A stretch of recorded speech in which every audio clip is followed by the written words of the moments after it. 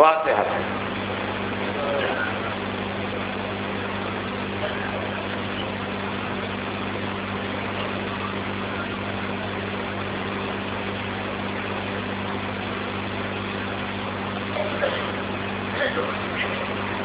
اعوذ باللہ السمیع العلیم من الشیطان اللعین الرجیم. بسم اللہ الرحمن الرحیم. الحمد للہ رب العالمین والصلاة والسلام علی سيدنا وشفيعنا أبي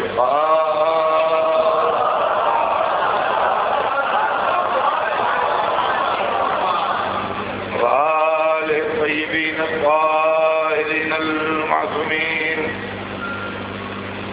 ولعنة الله على أعدائهم أجمعين من يومنا هذا إلى يوم الدين.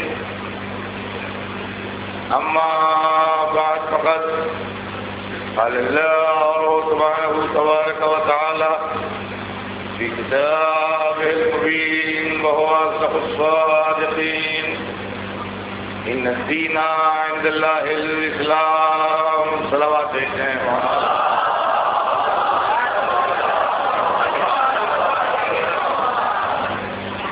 خدا عالم قرآن مجید میں ارشاد فرما رہا ہے کہ یقیناً دین اللہ کے نزدیک اسلام ہے. عزیزان محترم، سلسلہ کلام ذہن علی میں ہوگا.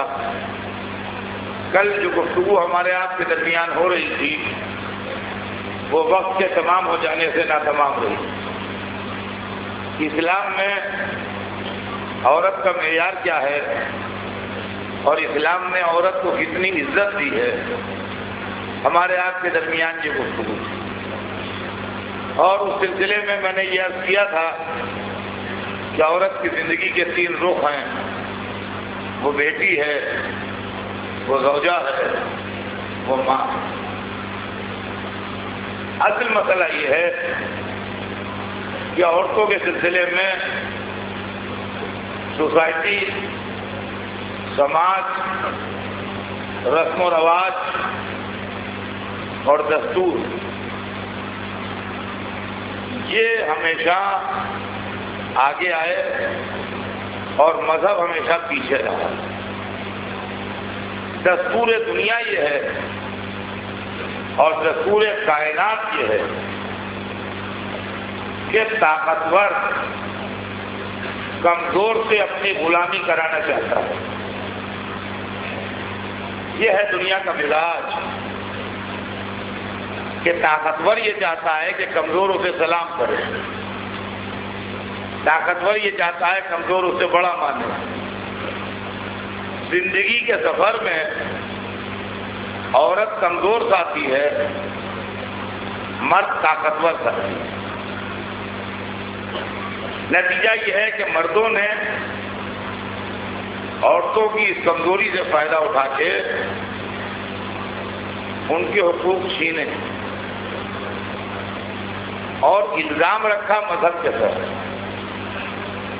یہ سبجیکٹ اگر ہو سکا تو میں آگے کی مجلسوں میں ایکسپلین کروں گا کہ مذہب معصوم ہے. مذہب کو ملوکیت نے، سوسائٹی نے، رسم و رواج نے، کسٹمز اور ٹریڈیشنز نے مذہب کو ستایا ہے اور مذہب پر ظلم کیا. جب آپ کا کام بگڑا تو آپ نے گاربیج باکس سمجھ کے مذہب کے اندر ڈال دیا، اور جب آپ کا کام بن گیا تو آپ انجوائے کرنے لگے.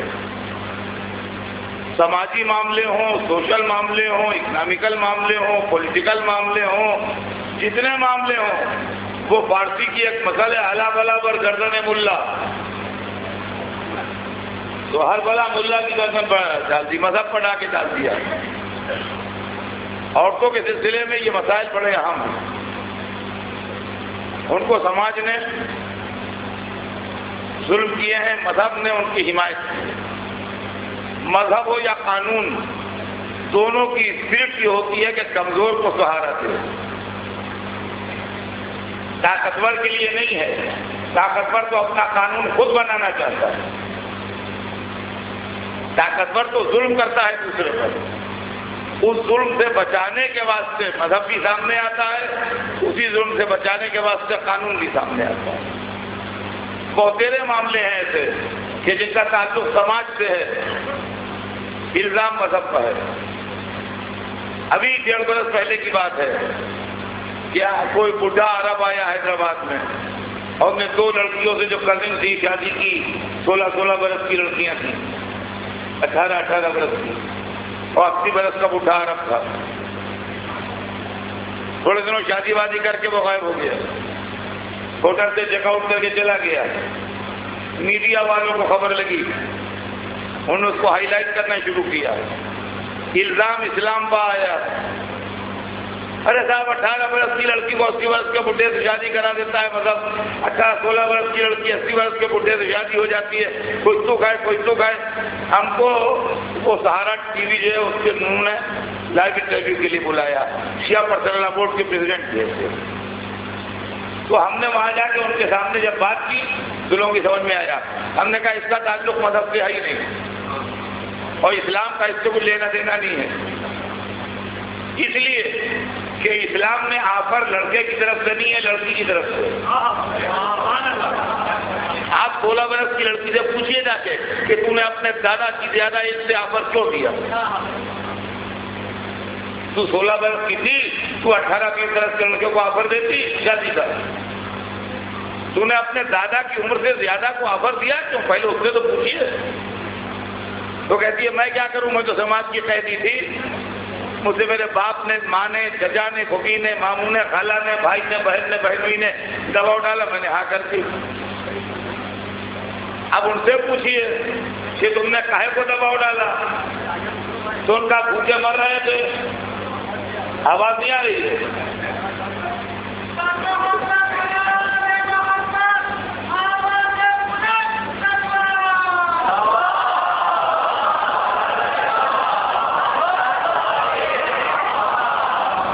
آئی آواز؟ ذرا پتہ لگا کے بتائیے آواز آئی کیا نہیں آئی؟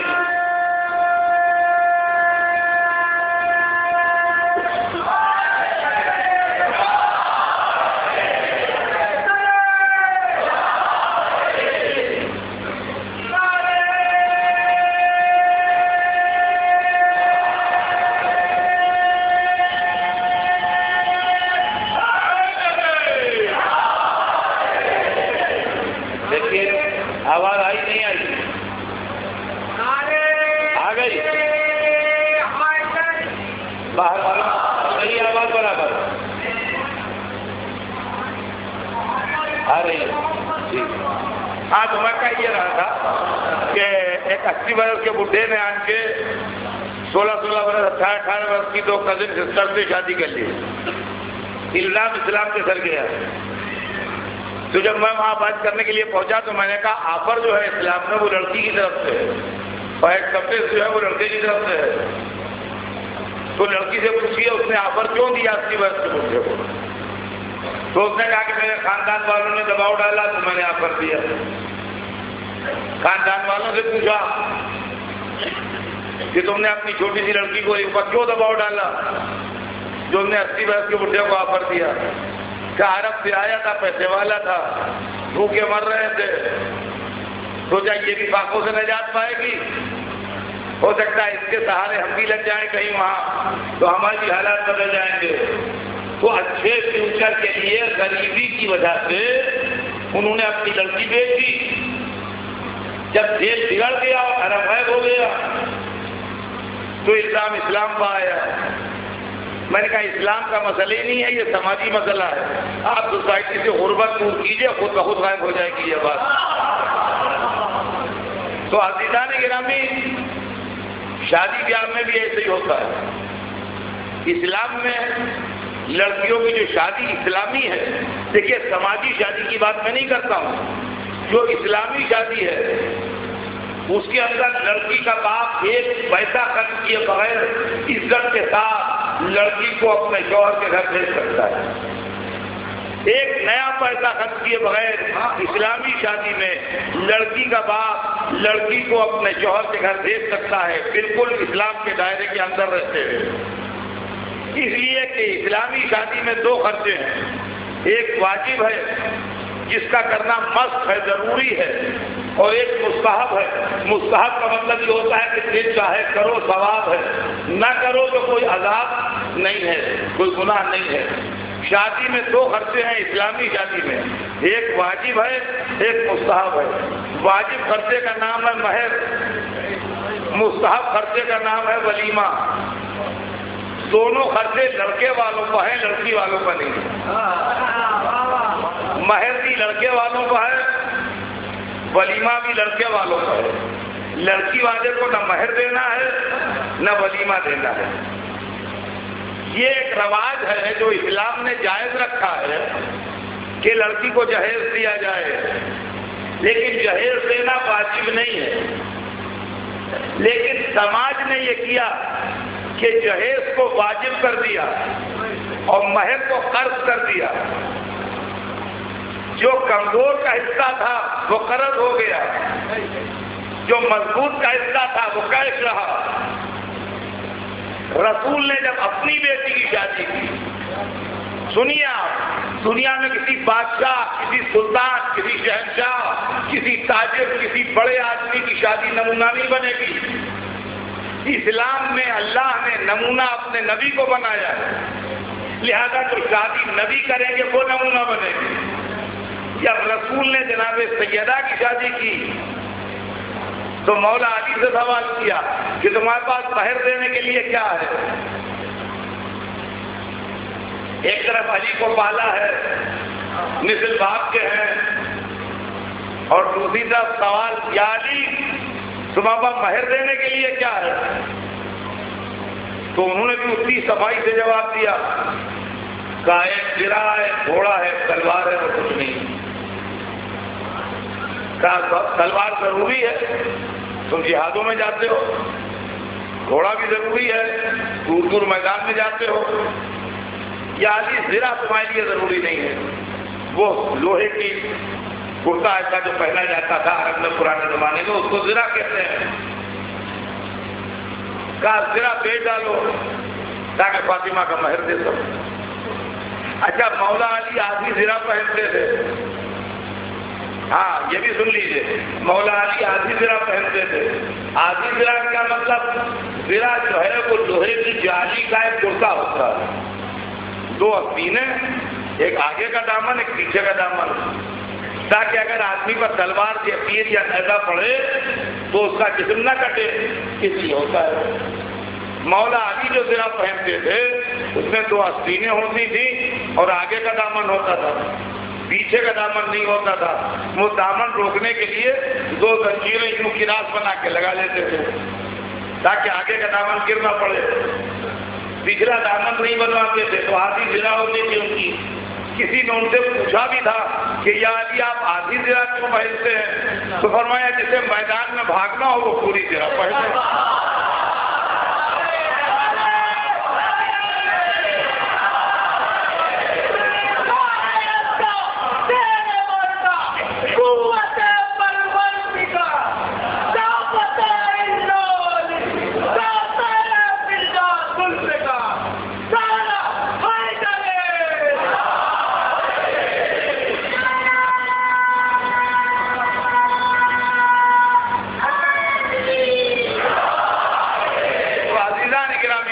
کر رہا تھا آپ کی خدمت میں کہ اسلام میں عورتوں کو جو حقوق دیے گئے ہیں اور جو سوسائٹی زیادتیاں کرتی ہے، جس کے نتیجے میں عورتیں خودکشی کر لیتی ہیں، جس کے نتیجے میں ان کو موت واقع ہو جاتی ہے، جس کے نتیجے میں ان کے ساتھ بہت کچھ پریشانیاں گزر جاتی ہیں، ان میں سے کسی چیز کا تعلق اسلام سے نہیں. اسلام نے ان کو ہر طرح پروٹیکشن دیا ہے، ہر طرح تحفظ فراہم کیا ہے، ہر طریقے سے ان کی عزت افزائی کی ہے. اگر میرے پاس وقت ہوتا تو میں آپ کو بہت ڈیٹیل کے ساتھ یہ تمام چیزیں سناتا.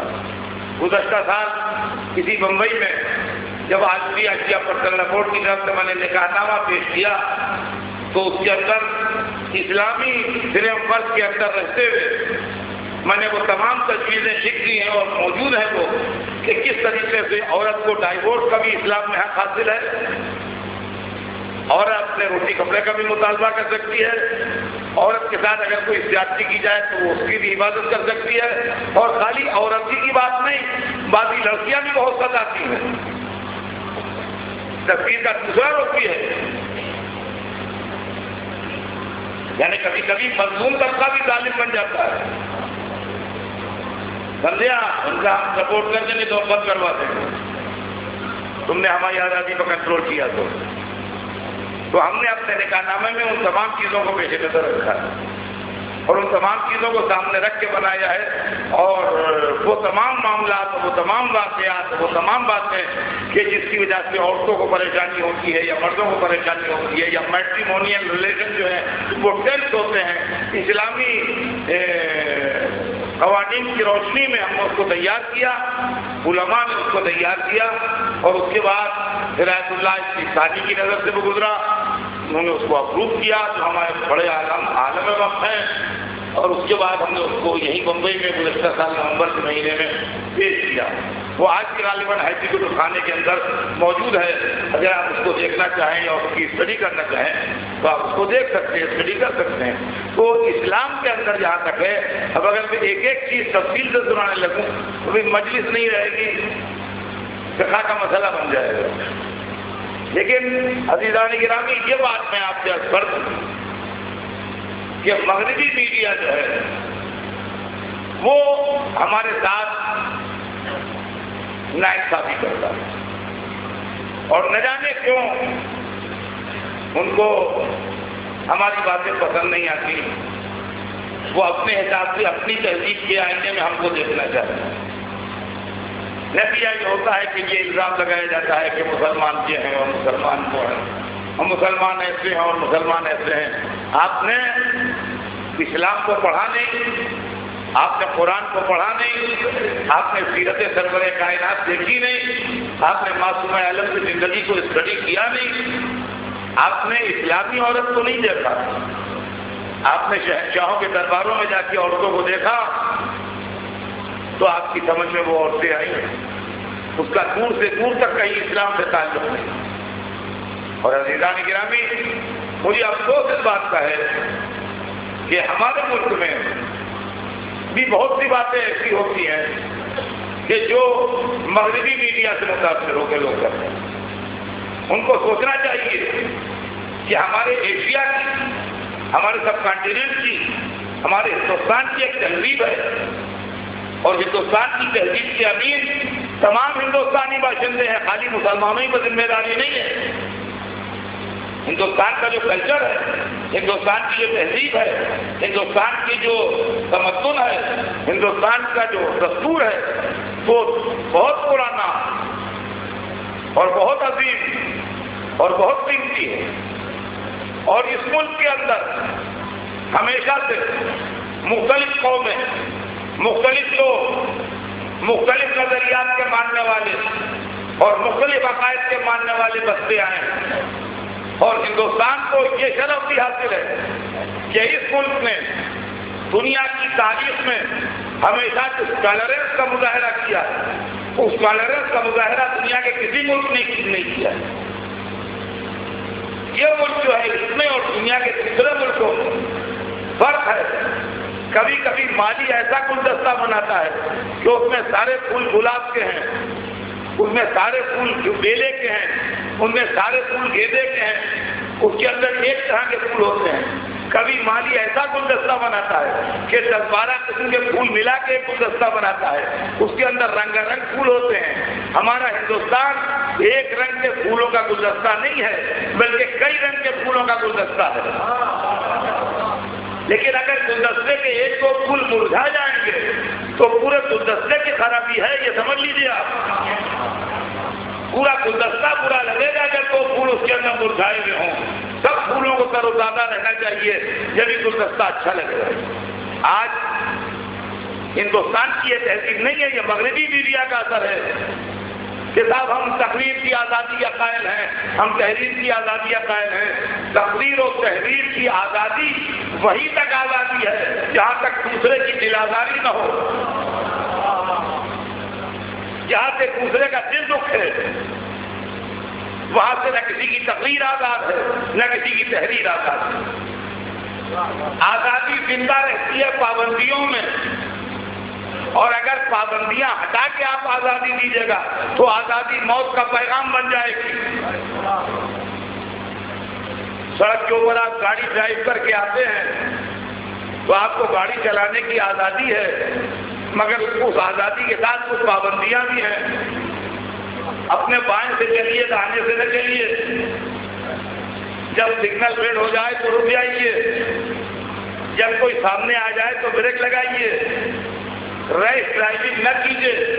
اب اگر آپ کہیے کہ نہیں ہمیں تو ڈرائیونگ کی آزادی ہے تو آپ کی جان بھی خطرے میں ہے، دوسرے کی جان بھی خطرے میں ہے۔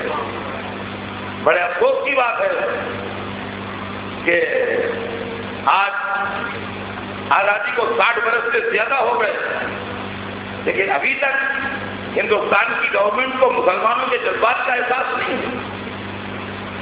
بڑے افسوس کی بات ہے کہ وہ لوگ جو اس بات کے نعرے دیتے ہیں کہ ہم اپنے مسلمان بھائیوں کو قومی دھارے میں شامل ہونے کی دعوت دیتے ہیں، وہ اپنے راستے ایسے بناتے ہیں جس سے ہماری دل آزاری ہو اور ہم کو تکلیف ہو، یہ کوئی اچھی بات نہیں ہے۔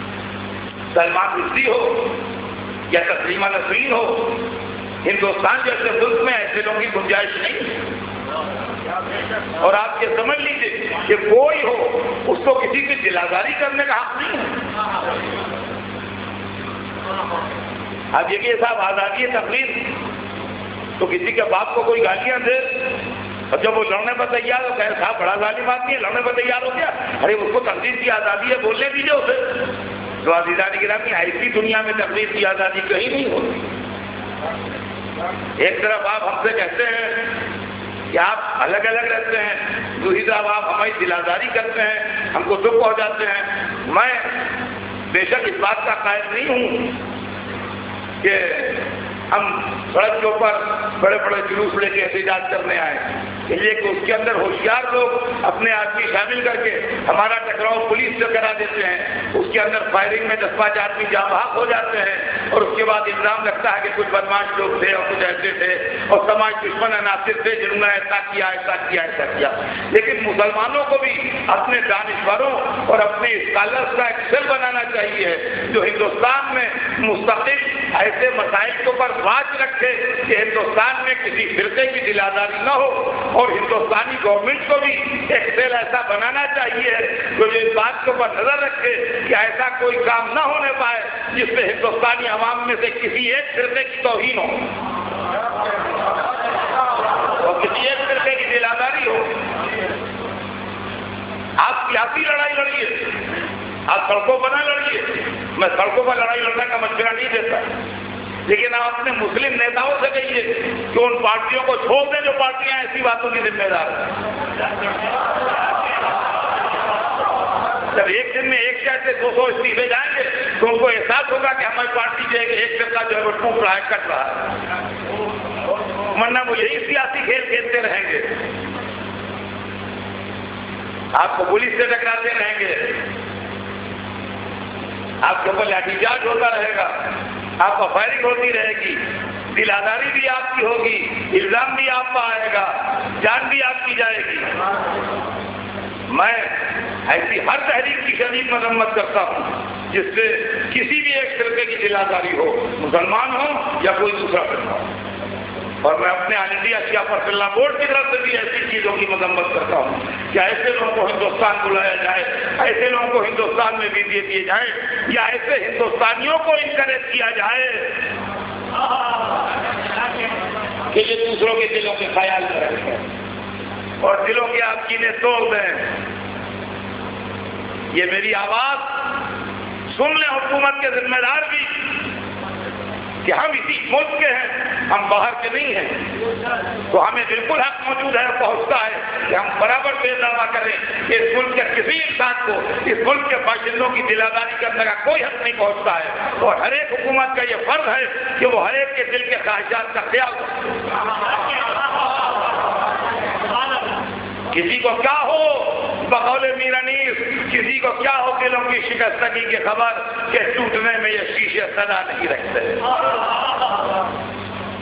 عزیزان گرامی، یہ بات بہت ضروری تھی جو مجھے کہنا تھی اور میں نے کہی۔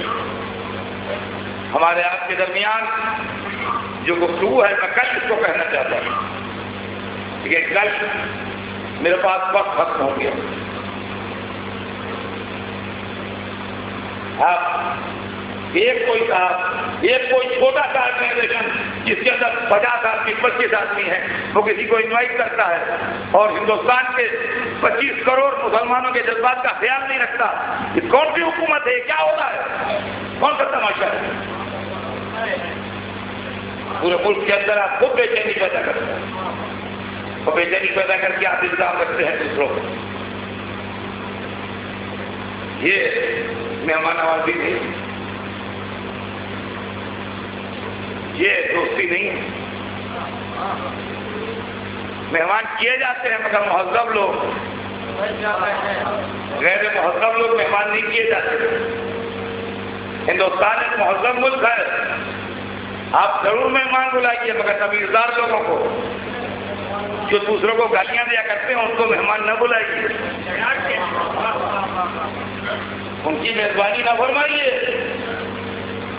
ورنہ یہ چیز ملک کے فیوچر کے لیے نقصان دہ ہے۔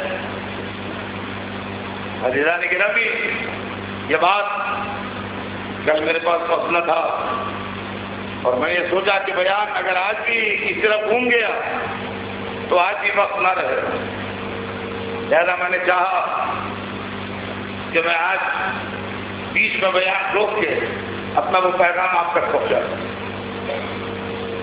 تو ہمارے آپ کے درمیان گفتگو جو ہو رہی تھی وہ خواتین کو ہو رہی تھی۔ یہ عورتیں، عورت بیٹی ہے، عورت زوجہ ہے، عورت ماں ہے۔ عورت کی عزت کی ضمانت اللہ نے فاطمہ زہرا کے ذریعے دی۔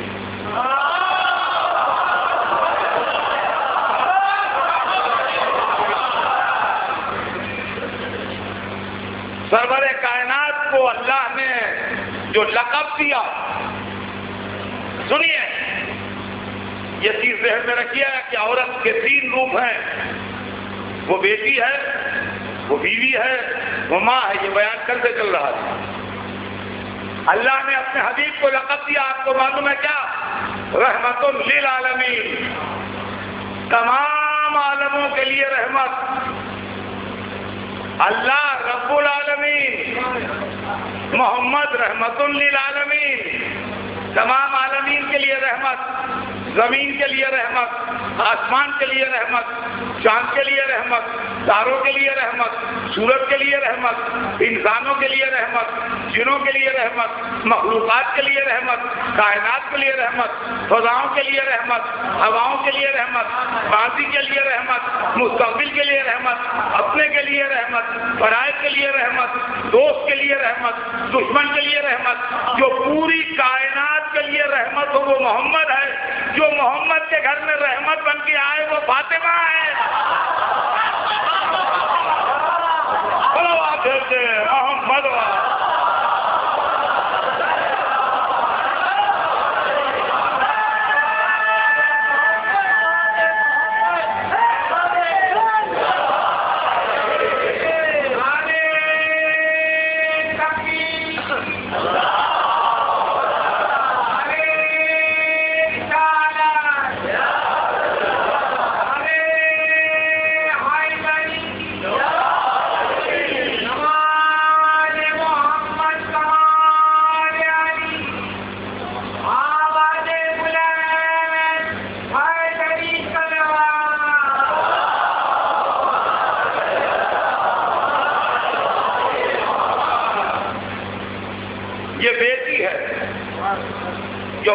کے گھر میں آئی تو اس شان سے آئی کہ رحمت للعالمین کے گھر میں رحمت بن کے داخل ہوئی اور سرور کائنات کو تحفہ پروردگار بن کے ملی. قرآن میں انا اعطینا کل کوثر گواہ ہے کہ حبیب ہم نے آپ کو کثرت نسل دی. اور عام طور سے آدمی کی نسل بیٹے سے چلتی ہے، مگر اللہ نے اپنے حبیب کو وہ بیٹی دی جو اپنے باپ کی نسل کی ضامن بنی. آج ساری دنیا میں جو نسل رسول ہے وہ فاطمہ زہرا کی ہے.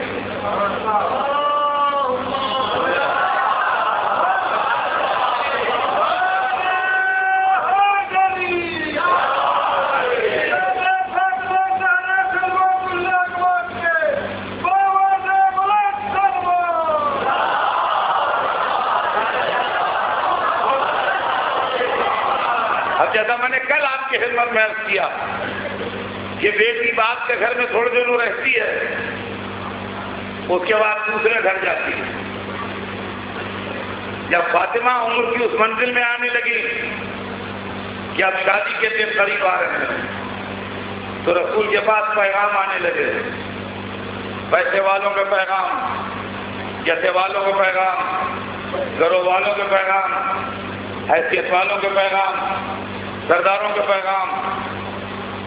رسول رحمت تھے، کسی کی دل شکنی نہیں کرتے تھے. آپ نے نہ نہیں کہا نہ ہاں کہا. ہر ایک سے کہا فاطمہ کی شادی کے لیے مجھے اختیار نہیں ہے، خدا کو اختیار ہے، جس کے ساتھ وہ کہے گا اس کے ساتھ کر دوں گا. عجب جواب دیا، کہا فاطمہ کی شادی کے معاملے مجھے اختیار نہیں ہے، اللہ کو اختیار ہے، جس کے ساتھ اللہ کا حکم ہوگا اس کے ساتھ ہوگی. نہ ہاں نہ نہیں. میں کہوں گا سرکار جو کہہ رہے ہیں آپ وہی ہمارا ایمان ہے، اس لیے کہ آپ کی بات پر ایمان لانا ہمارا مذہب ہے. مگر اپنے کانوں کو کیا کریں؟ آپ کی زبان پہ جملہ سننے کو کان ہمارے تیار نہیں ہے کہ مجھے اختیار نہیں ہے. جس کو چاند کو دو کرنے کا اختیار ہو، سورج کو پلٹانے کا اختیار ہو، انگریزوں کو تصدیق پڑھوانے کا اختیار ہو، درختوں کو تعظیم کے لیے جھکانے کا اختیار ہو، نالین سمیت قاب قوسین سے گزر جانے کا اختیار ہو، وہ بیٹی کی شادی میں اختیار نہیں رکھتا، جبکہ امت کے ہر باپ کو اختیار ہوتا ہے بیٹی کی شادی کرنے کا. ممکن ہے جب آپ نے میری بیٹی کا مرتبہ سمجھ لے اس کے بعد تو بات کرنا. میری بیٹی اگر صرف ایک مسلمان لڑکی ہوتی تو مجھے اختیار ہوتا جس اچھے مسلمان کے ساتھ چاہوں شادی کر دوں. میری بیٹی ہے معصومہ، معصومہ کی شادی غیر معصوم سے ہوتی نہیں. میں مسلمان بناتا ہوں، معصوم نہیں بناتا.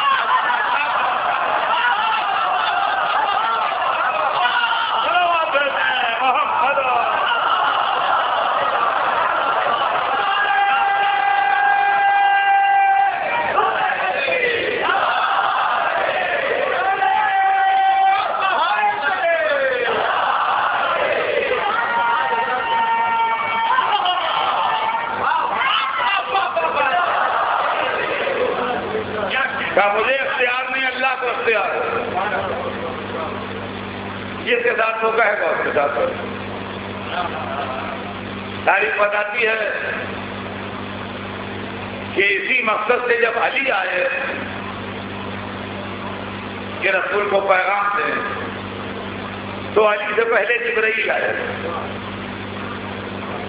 اور جبرائیل نے آن کے عرض کی کہ اللہ تحفہ درود و سلام کے بعد ارشاد فرماتا ہے کہ ہم نے فاطمہ کا نکاح علی سے پڑھ دیا.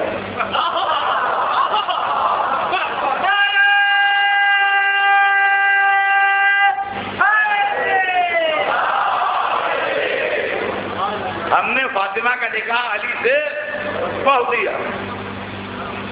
تم بھی مسجد میں اس کی نقل دکھا کر عزیزان گرامی یہ بھی جب فضیلت خدا کی قسم کہ نکاح پڑھ دیا. کہ معبود تو بھی نکاح پڑھتا ہے؟ ہمیں عجیب معلوم ہوا. کبھی ہماری دنیا میں بھی کسی کا نکاح پڑھ دے ممکن ہے جواب سے ایسی شادی کرو پھر پڑھ دوں گا کہ زوجہ بھی معصومہ ہو شوہر بھی معصوم ہو. ہم نے پڑھ دیا. تو محبوب پڑھ دیا تو خیر پڑھ دیا، مگر نہ لڑکے سے پوچھا نہ لڑکی سے پوچھا پڑھ دیا۔ نکاح پڑھا جاتا ہے کی جاتی ہے، مگر لڑکے لڑکی سے پہلے پوچھا جاتا ہے، اجازت دی جاتی ہے، اس کے بعد پڑھا جاتا ہے، انہیں ایسے ہی پڑھ دیا تو ممکن ہے جواب آئے تمیز سے سوچ، میں وکیل نہیں ہوں، خالق ہوں، میں نے بنایا ہے، تجھے اجازت کی ضرورت نہیں ہے۔ رسول نے مسجد میں پڑھ دیا۔ اب ارباب بلا کا مجمع ہے، جہاں جہاں میری آواز جا رہی ہے دو جملے سنیے کہ علی و فاطمہ کا ایک ہی نکاح 2 دفعہ پڑھا گیا۔ دنیا میں کتنوں کا نکاح ہوا ہے آج تک؟ ایک نکاح 1 دفعہ پڑھا جاتا ہے، ختم ہو گیا، نکاح ہو گیا۔ علی و فاطمہ کا ایک نکاح 2 دفعہ پڑھا گیا۔ عرش پر اللہ نے پڑھا، فرش پر رسول اللہ نے پڑھا۔ رسول اللہ نے علی و فاطمہ کے نکاح سے پہلے بھی نکاح پڑھائے تھے، علی و فاطمہ کے نکاح کے بعد بھی نکاح پڑھائے۔ کوئی ایک ہی نکاح تو پڑھایا نہیں بھائی، سینکڑوں پہلے پڑھائے ہوں گے، سینکڑوں ہزاروں بعد میں پڑھائے ہوں گے، انہی میں علی و فاطمہ کا بھی ایک نکاح پڑھا دیا۔ تو یہ تو نکاح عام ہوا کہ جیسے سب کے نکاح ہوئے مکے میں مدینے میں رسول نے پڑھائے، ویسے علی و فاطمہ کا ہی پڑھا دیا۔ تو یہ تو نکاح عام ہے، اور عرش پر جو اللہ نے پڑھایا وہ نکاح خاص ہے۔ تو علی و فاطمہ کا نکاح تو ہوا، مگر ایک نکاح 2 دفعہ پڑھایا گیا، نکاح عام بھی ہوا، نکاح خاص بھی ہوا، تو نسل بھی دوہری چلی۔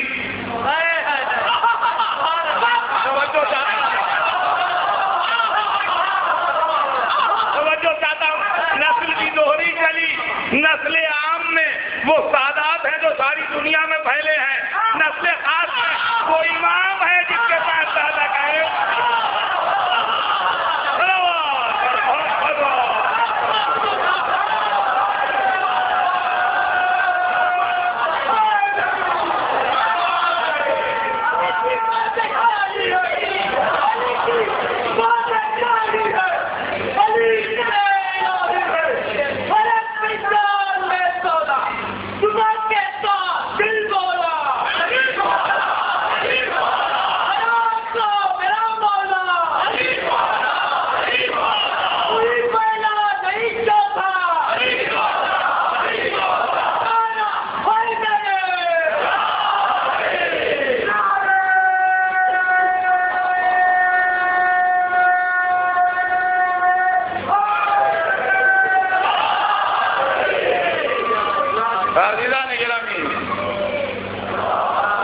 بتاتی ہے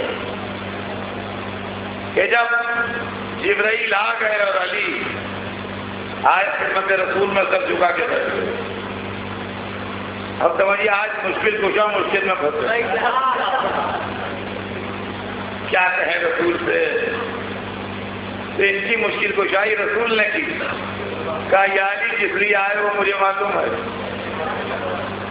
بات شروع کی کہ چپ کے شرمائے بیٹھے تھے، کہ یا علی جس لیے آئے ہو مجھے معلوم ہے، تمہارا رشتہ اللہ نے منظور کر لیا ہے۔ اب یہ بتاؤ تمہارا مال دنیا میں کیا ہے؟ وہ ابھی میں پڑھ چکا، یہ زرہ ہے، تلوار ہے، گھوڑا ہے، کیا زرہ بیچو تاکہ مہر فاطمہ دو۔ دیکھیے یہی کا سبق ہے، یہی کا سبق ہے ساری دنیا کے مسلمانوں کے لیے کہ رسول نے علی کی زرہ بکوا دی، 500 درہم کی زرہ بکی، وہ 500 درہم لا کے انہوں نے رکھ دیے رسول کے سامنے، انہوں نے مٹھی بھر بھر کے لوگوں کو دیے جو بیٹھے تھے وہاں صحابہ کرام، کہا تم کپڑے لے آؤ، تم ضرورت کا سامان لے آؤ، تو کھلا چیز لے آؤ، تو کھلا چیز لے آؤ۔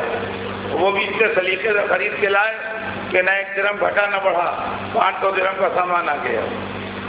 بہت سامان معمولی تھا، مٹی کے برتن تھے اس کے اندر، اور بہت ہی ضروری، ایک فیملی اپنی زندگی جو شروع کرے اس کو بنیادی ضروریات کا جو سامان ہے وہ سب سامان آ گیا۔ تاریخ کہتی ہے سامان اتنا مختصر تھا کہ رسول آپ دیدہ ہو گئے، مگر اس میں کچھ اپنی طرف سے شامل نہیں کیا۔ دیکھیے یہ سبق تھا امت کے لیے کہ بیٹی کا مہر لو اور اسی سے جہیز دو، جھگڑا ہی ختم ہو جائے گا، ہم یہ لیں گے۔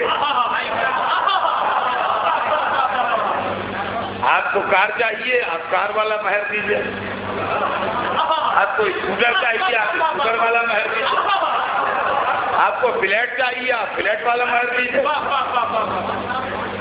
کار کی کوالٹی کا معاملہ ہے، اسی حساب سے مہر دیجیے۔ مرسڈیز چاہیے آپ کو تو مرسڈیز والا مہر دیجیے، رولز رائس چاہیے رولز رائس والا مہر دیجیے، تو جھگڑا ہی ختم ہو جائے گا۔ اور جانتے ہیں آپ، اگر رسول کے تعلیمات لوگوں کو معلوم ہوتے تو جس کو اللہ نے 4 لڑکیاں دی ہیں وہ آرام سے سوتا، لڑکیوں کی تربیت اچھی کرتا کہ بھائی جو آئے گا مہر دے گا وہی جہیز دے گا، اسے پریشان ہوتا لڑکے کا باپ کہ بیٹا کچھ کماؤ، کچھ کرو، آج کل 5 لاکھ روپے سے کم کون مہر لے گا؟ جیسے آج کل لڑکی والے کہتے ہیں نا، اتنا 4-5 لاکھ سے کم میں کیا شادی ہوگی، غریبہ مئو، تو اس طرح لڑکے کا باپ کہتا۔ تو لڑکی کی دولت دیکھ کے شادی کرنے والے لڑکے نہ ہوتے، اور دولت کے بل پر شادی کرنے والی ناکارہ لڑکیاں نہ ہوتی، دونوں طرف سے سماج صحیح ہوتا۔ اور ہمارے یہ سماج میں جو گڑبڑ کی، یہ تعلیمات رسول کو عمل نہ کر دی۔ اور عزیزان گرامی، رسول نے بھی چھوڑا اللہ پر، اس لیے کہ دستور زندگی یہ ہے کہ جس ماحول میں لڑکی پل رہی ہے، اگر اچھا ماحول نہیں ملا تو اس کا دل کبھی خوش نہیں رہتا۔ عالموں کے گھر کی لڑکی جاہلوں کے گھر میں جا کے خوش نہیں رہے گی، مالداروں کے گھر کی لڑکی مفلسوں کے گھر میں جا کے خوش نہیں رہے گی، ایمانداروں کے گھر کی لڑکی بےایمانوں کے یہاں جا کے خوش نہیں رہے گی۔ لڑکی باپ کے گھر میں دیکھتی ہے، لوگ سویرے سلام کو آتے ہیں، شوہر کے گھر میں جا کے دیکھا لوگ سویرے سویرے تقاضے کو آتے ہیں، باپ کے گھر میں دیکھا لوگ امانت رکھوا جاتے ہیں، شوہر کے گھر میں دیکھے رات کو چوری کا مال رکھا جاتا ہے لا کے، کیا خوش رہے گی؟ سوال یہ پیدا ہوتا ہے کہ یہ لڑکی کس گھر میں پل رہی ہے؟ فاطمہ کس گھر میں پڑھ رہی ہیں؟ جہاں عصمت ہے، جہاں نور ہے، جہاں نبوت ہے، جہاں رب العزت کا کلام ہے، جہاں قرآن کی آیتیں ہیں، جہاں پاکیزہ حدیثیں ہیں، جہاں راتوں کے سجدے ہیں، جہاں دنوں کے روزے ہیں، جہاں پر جبرائیل کی ہوا ہے، جہاں جنت کا کھانا ہے، جہاں ملائکہ کی خدمتگاری ہے۔ یہ خوش جبھی رہے گی جب کوئی دیکھے کہ یہاں ہے وہ وہاں ہے۔ تو نگاہ انتخاب قدرت نے دیکھا، اگر علم یہاں ہے تو وہاں بھی ہے، اگر نور یہاں ہے تو وہاں بھی ہے، اگر عصمت یہاں ہے تو وہاں بھی ہے۔ عزیزان گرامی، باپ کے گھر سے بیٹی جو دیکھ کے جاتی ہے وہی کچھ شوہر کے گھر میں دیکھنا چاہتی ہے۔ یہ بیٹی باپ کے گھر پہ دیکھ کے جا رہی ہے کہ باپ کو ہے کہ اشارہ کرے تو چاند ہو جائے، خوش جبھی رہے گی جب شوہر ایسا ملے کہ اشارہ کرے تو سورج پر آئے۔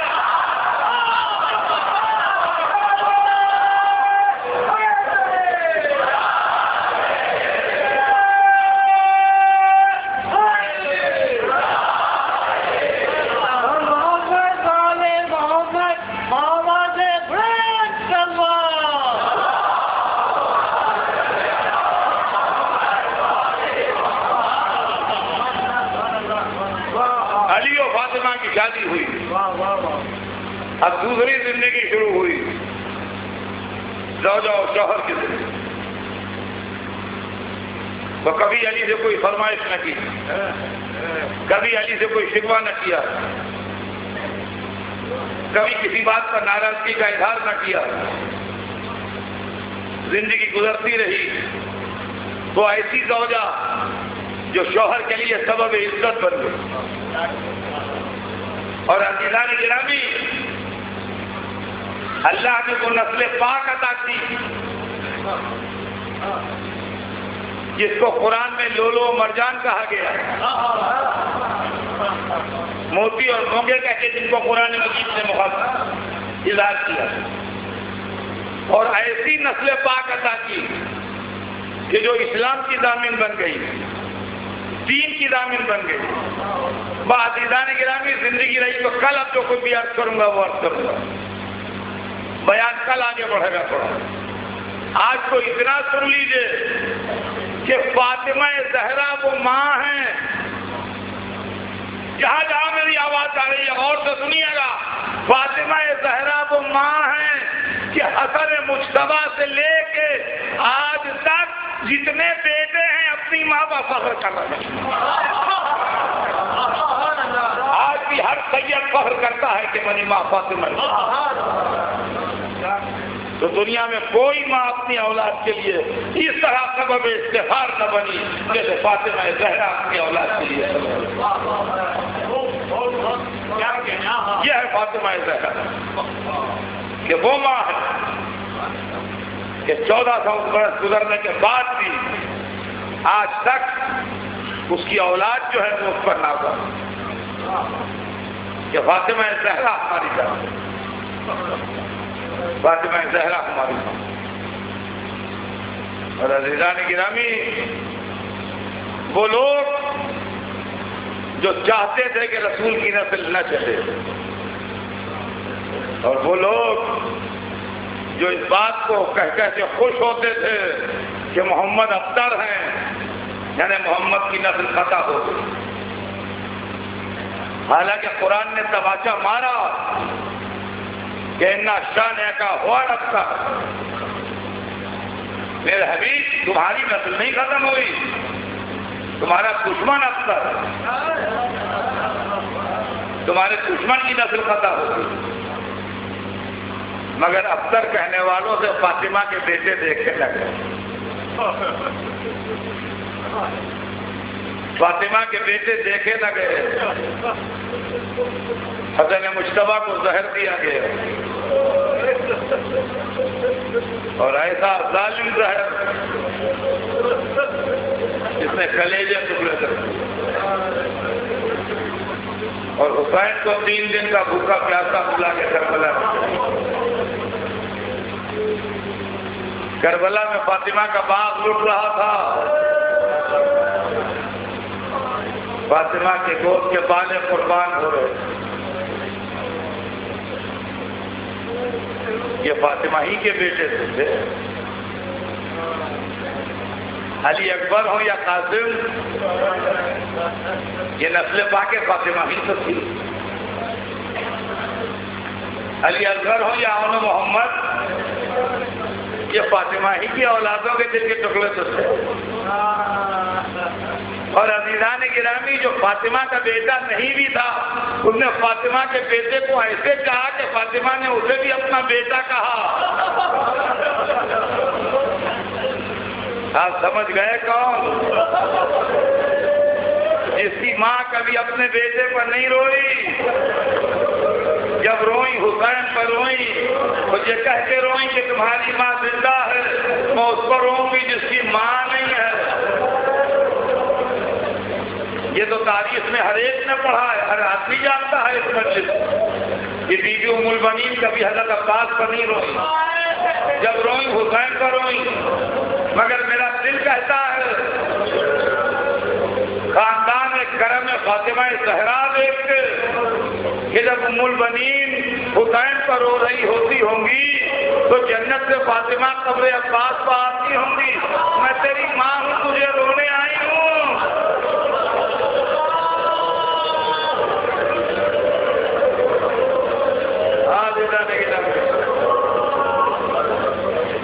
کربلا میں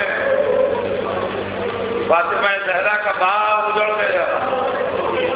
یعقوب کسی شاعر نے کہا ہے کہ لکھا ہے کہ کربلا میں گھر زہرا کا ایسا اجڑا کہ پھر نہ آباد۔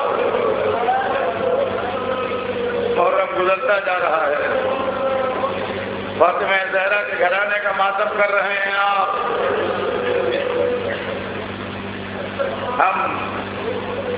ہماری جان نثار ان بیویوں پر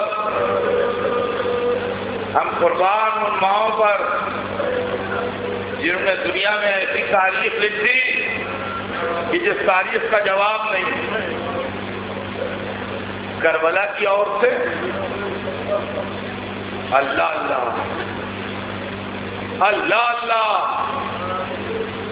میں بنی ہاشم کی سیلانیوں کا ذکر نہیں کر رہا. آپ سوچیے تو صحیح. حضرت مسلم نے اوسجا کی زوجہ، حضرت وہاب ابن عبداللہ کلبی کی ماں، حضرت وہاب کی زوجہ، یہ عورتیں بنی ہاشم کی نہیں تھیں، یہ دوسرے خاندانوں کی تھیں، مگر اس گھر کے قریب آ گئی تو کیا ہو گئے؟ عقل بشر حیران ہے. جہاں 17 دن کے بیاہے کی ماں رات بھر سمجھا رہی ہے بیٹا دیکھو کل موت میں زندگی ہے، کل موت میں زندگی ہے، ایسا نہ ہو کہ تمہارا دل بہل جائے، حسین کا سر قربان کر دینا. اور روایت بتاتی ہے وہاب جب لڑتے لڑتے خون میں نہا گئے تو ماں سے ملنے آئے. کہا رضی تھے یا اماں؟ مادر گرامی مجھ سے راضی ہوئی؟ کہا نہیں ابھی نہیں، جب سر کٹ کے الگ ہو جائے گا جب راضی ہوں.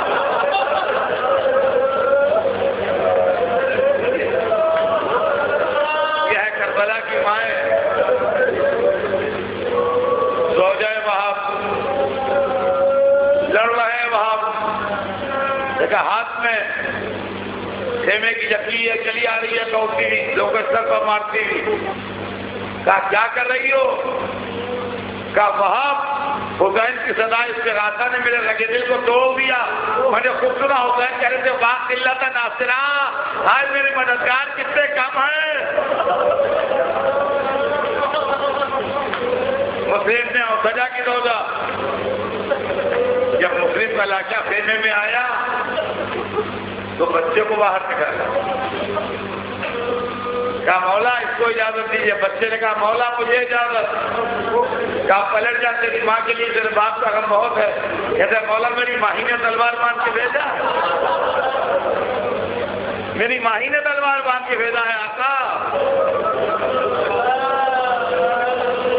یہ بیویاں بنی ہاشم کی نہیں تھی، اتنی خوشامد کی کہ آخر کو اجازت دینا پڑی. بچے نے دونوں ہاتھوں سے تلوار سنبھال کے 7 آدمی مارے، اور آخر میں ظالموں نے اس کو دفاع کر دیا ماں کے سامنے. دشمنوں نے سر اچھال دیا ماں کی طرف. وہ منہ رکھ کے کہتی ہے مرحبا میرے لال، تو نے مجھے فاطمہ زہرا سے شروع کر دیا.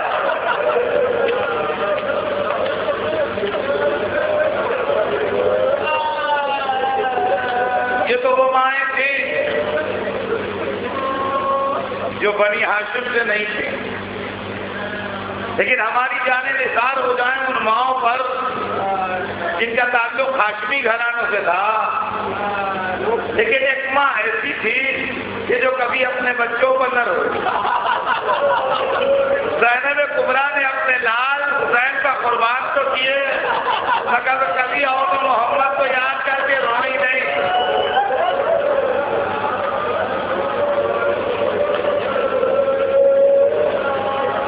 جعفر کی اولاد عبداللہ ابن جعفر کی یادگار زینب کے لال اور محمد. تاریخ چپ ہے.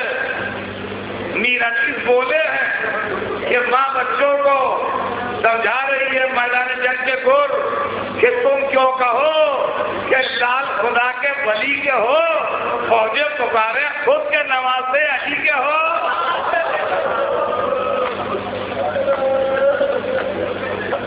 تم کیوں کہو کہ لال خدا کے ولی کے ہو، فوجیں پکارے خود کہ نواسے علی کے ہو. عزیزان گرامی، علی کے نواسے بھی لڑے، علی کے پوتے بھی لڑے، حسین کے لال بھی لڑے، مسلم کے دل کے ٹکڑے بھی لڑے. صبح سے شام تک حسین ایک ایک کا لاکھا لاتے رہے، ایک ایک کی میت پر روتے رہے، ایک ایک کی میت اٹھاتے رہے اور بہن ہر موقع پر بھائی کی شریک رہی. اے زینب اپنے بیٹوں کا پرسہ لیجیے